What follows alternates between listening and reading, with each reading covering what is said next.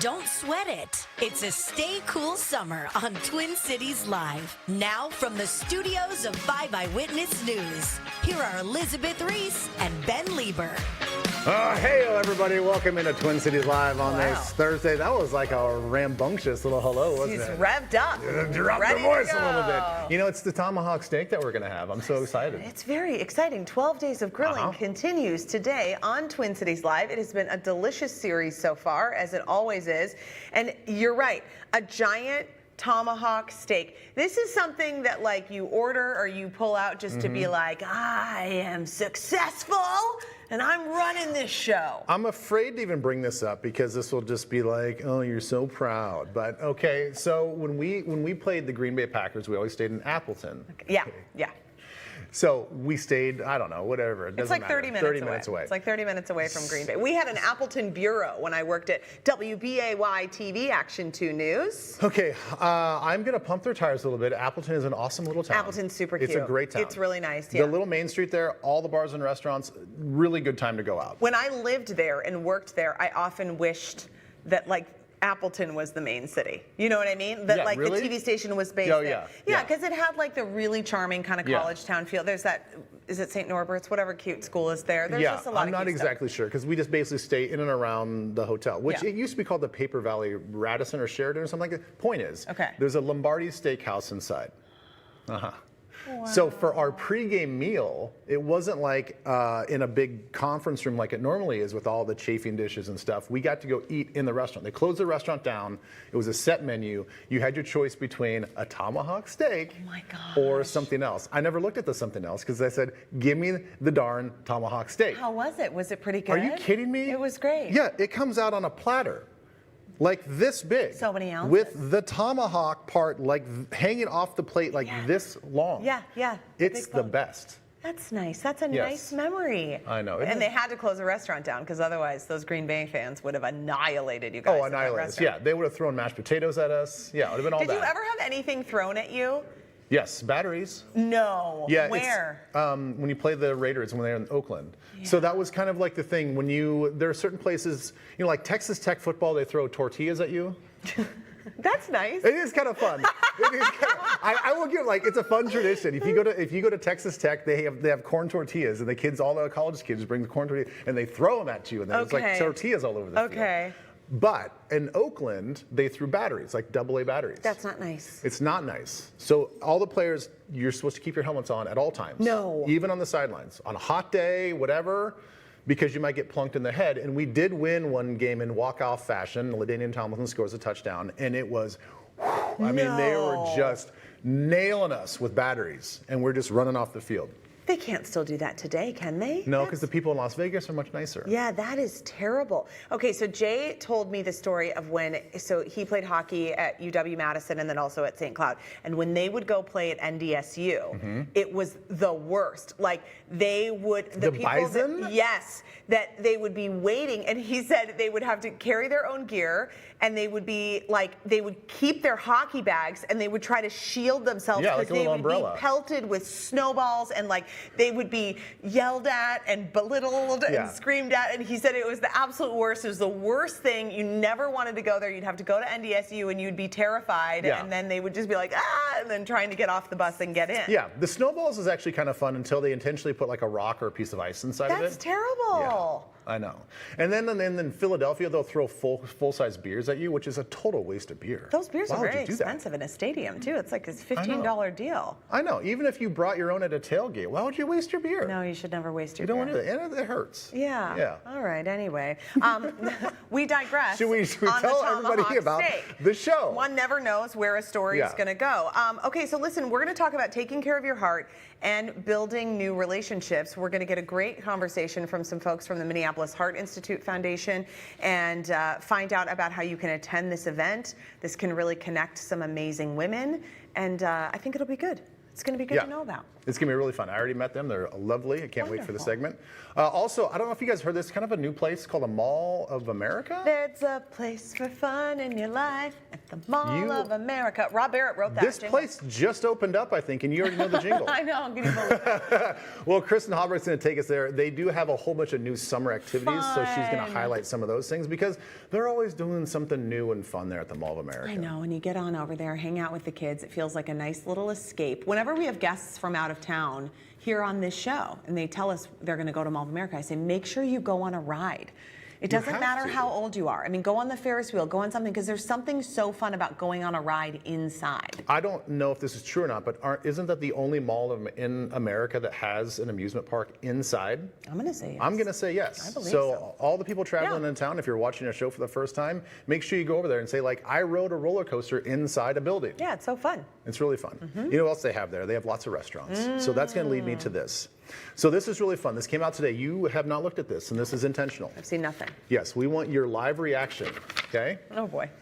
This was a new survey that came out today from YouGov. Oh, how exciting. This is a survey of 2,200 people, and they asked, what is your most hated food in America?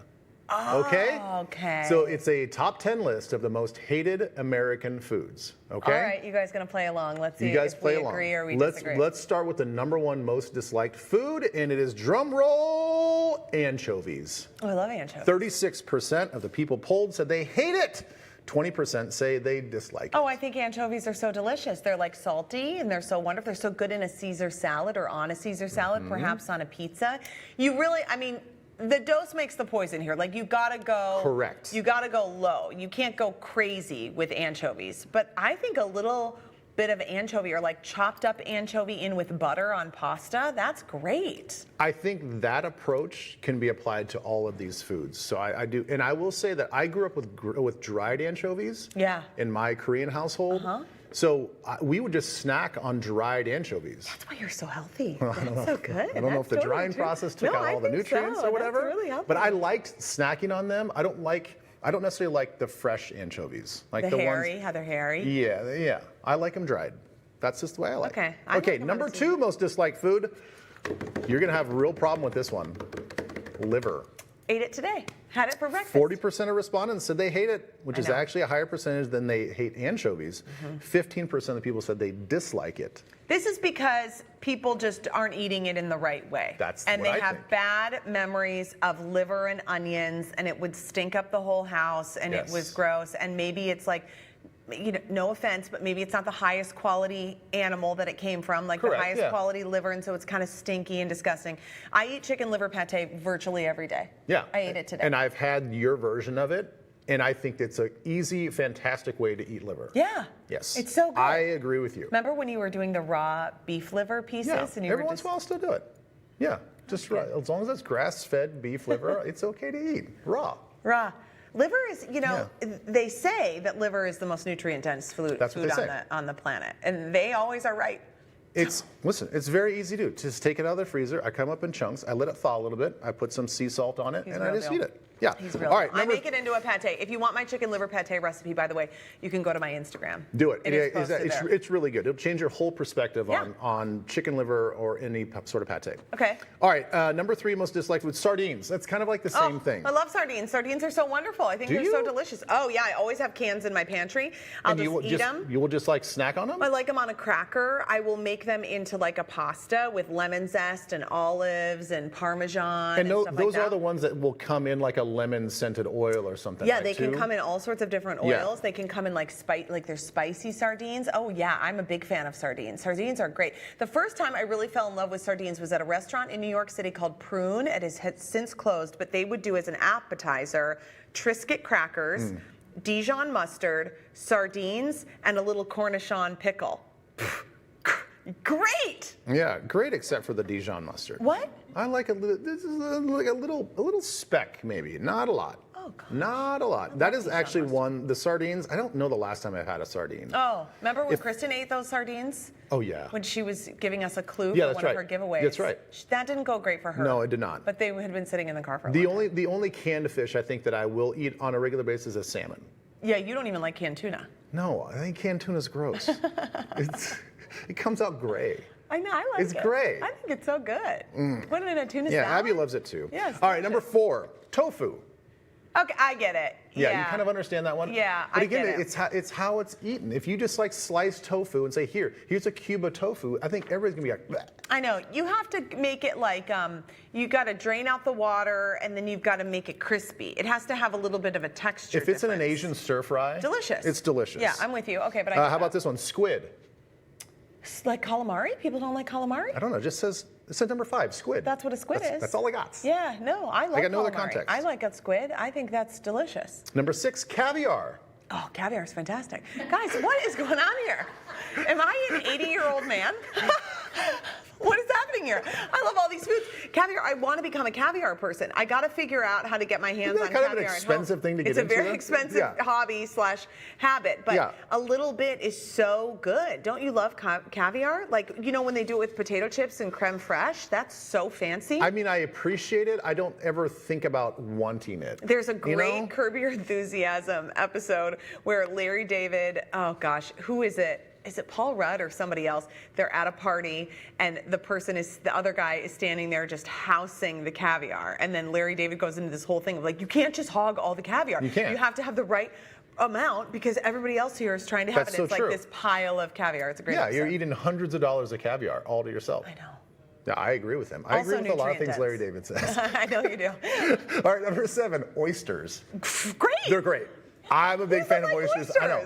God, you get a little Tabasco on there. Oh my gosh. Just flip them down. A little bit of lemon. So fantastic. People don't like these? They don't like oysters. And guys, dudes, I'm talking to you. You guys know what oysters are good for. All right, yeah. I get it. Okay. Do it because of the performance. Okay. All right? Gosh. All right, number 8. I don't even think that's true. You don't think it's true? Well, maybe. They're very high in zinc, so if you feel like you're getting sick, it's like a whole food multivitamin. Yeah, it's good for your immune system. That's what I'm talking about. Okay. All right, number 8, blue cheese. Oh, I love blue cheese. What is wrong with you people? Blue cheese is great. This is another one of the greatest foods.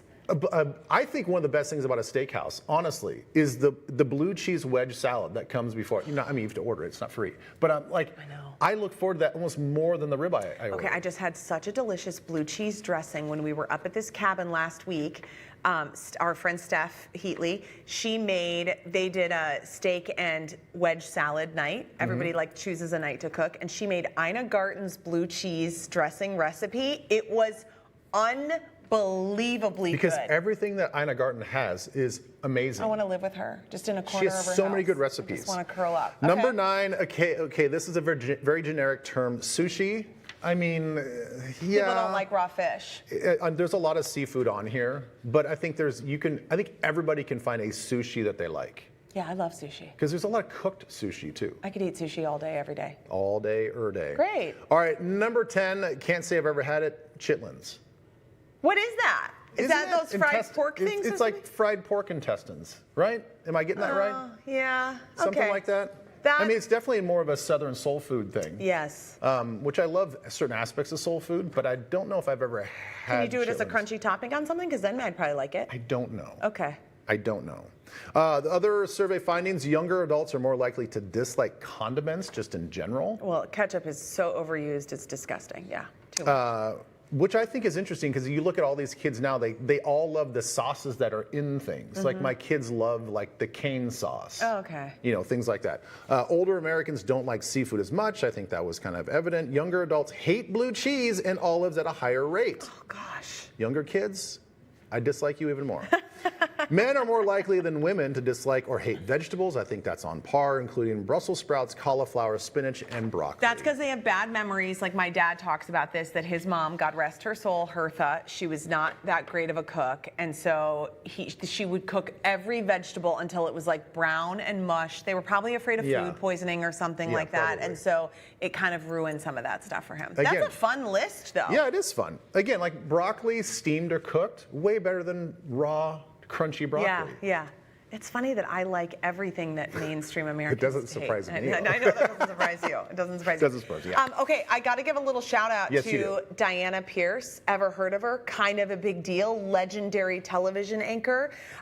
Diana came over to my house recently, and she featured me in her online newsletter. Diana is an unbelievable photographer. Her photos of flowers are so incredible, and she created this newsletter. It's called Bloom With Me. She's bringing beauty and floral beauty and stories to life. My daughter Bernadette took this photo of me and Diana together, and Diana and I sat down. We got to have a conversation. She did a little interview with me, wanted to know all about just my love of gardening, where that came from, how I integrated into my daily life, and then she took some photos and then she put it together. So I really encourage you to follow her, sign up. You can get her newsletter in your inbox if you're wondering what she's up to. She's just incredible, and she also sells a calendar of her floral photographs, which are stunning. Like, look at those calla lilies. I mean, she's really talented. So when did she start taking these, like, the love of photography for her? She said she always loved carrying around a camera. I was asking her that, and she loved having a camera with her, but it was after she left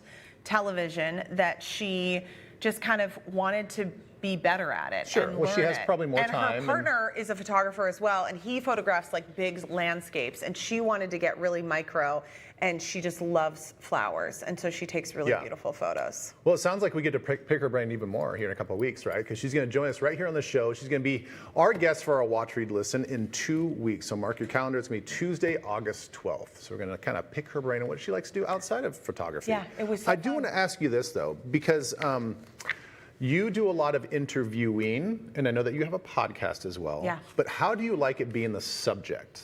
I think it's nice. I know. I like learning from other people and how they interview. And being interviewed by someone like Diana Pierce is pretty great. I mean, she's been interviewing people forever. And it was just a nice conversation. Yeah. It was fun. Especially you interviewed me once on your podcast. I have. When's that thing coming back? We'll see. But I do think it's interesting to do it in a physical format like that, where you can sort of walk and talk and then actually physically be there versus a studio. Yeah.